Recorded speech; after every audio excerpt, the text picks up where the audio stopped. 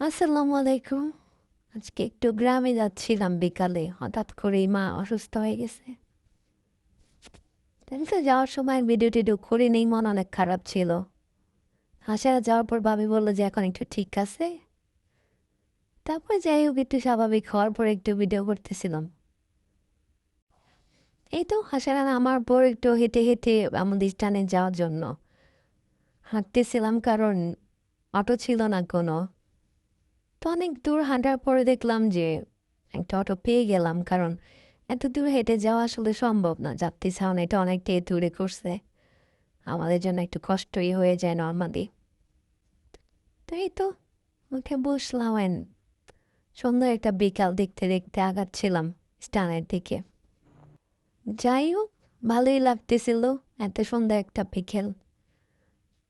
তারপরে আমরা রিক্সা চেঞ্জ করার জন্য নেমে গেলাম আসার স্ট্যান্ডে একটা অটো খোঁজার জন্য।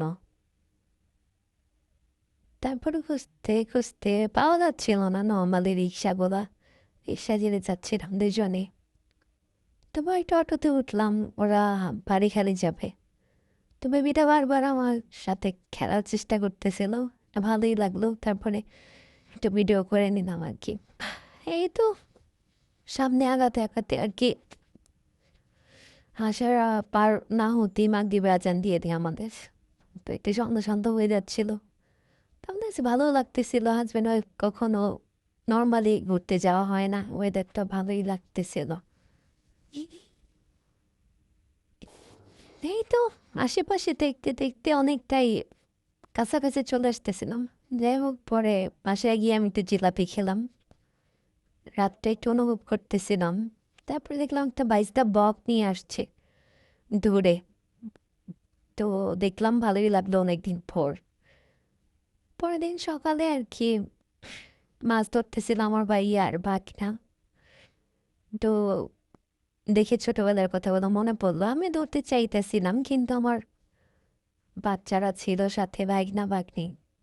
তাদের রেখে ধরার মতো আসলে আমি গেলে ওরাও পানির কাছে যাবে, পড়ে গেল তার এক সমস্যা। তারপর বিকেল হয়ে যায়, আমিও বাসায় চলে আসার জন্য আসতেছিলাম, পুলটা দেখাচ্ছিলাম কি অবস্থা। আসলে কিছু বলার নাই এলাকার মানুষের কথা। এই তো শেষবারের মতো টাটা বাই বাই করে নিচ্ছিলাম। হাঁস পাঁচটা, বিকালের বিকাল হয়ে গেছে অলরেডি। বিকালের আবহাওয়াটা ভালোই লাগতেছিল আজকেও। তারপরে তো স্থানে এসে দেখলাম যে বাস নেই। তো ভাবলাম একটু আইসক্রিম খাই। তো এটা আমার বন্ধু চাচার দোকান, বলতে আমাদেরই দোকান। তার বড় হাজব্যান্ডকে বললাম কি একটা আইসক্রিম খাবো। ওরা বললো হ্যাঁ খাও। তারপর আইসক্রিমটা নিয়ে আমি চিন্তা করতেছিলাম, এদিকে আমার এক বান্ধবীর এক্সের বাসা। তো এটা যদি জানে আমি এটা বলছি, আমার চুল ছিঁড়ে ফেলবে। আর কমেন্টে যে আমার চুল ছিঁড়বে ভাববেন সেই তারই এক্সের বাসা এটা। তো যাই হোক, আজকে খাচ্ছিলাম আর এক্সের বাসাটা দেখতেছিলাম। আরে ভাই, আপনি কেন কেন আমাকে কিছু বললেন না? আফসোস। বেচারা এখন প্রায় 10 বছর পর আর কি বিয়ে করছে, আল্লাহ অনেক ভালো রাখুক। তো আইসক্রিম খাচ্ছিলাম আর ভাবতেছিলাম। তাই তো বাসের জন্য ওয়েটও করতেছিলাম। তো অনেকটা সময় ভাবা চিন্তার পর আর কি দেখলাম যে বাস আসতেছে, শব্দ পাইতেছিলাম। তো যাই হোক, বাসায় চলে আসতেছিলাম, মনটা একটু খারাপই লাগতেছিল যে একটু বেশিক্ষণ থাকতেও পারলাম না। এদিকে আবার শাশুড়ি অসুস্থ, সব মিলাই ঝিলাই চলে আসলাম। একটা বড় বড় দায়িত্ব আছে।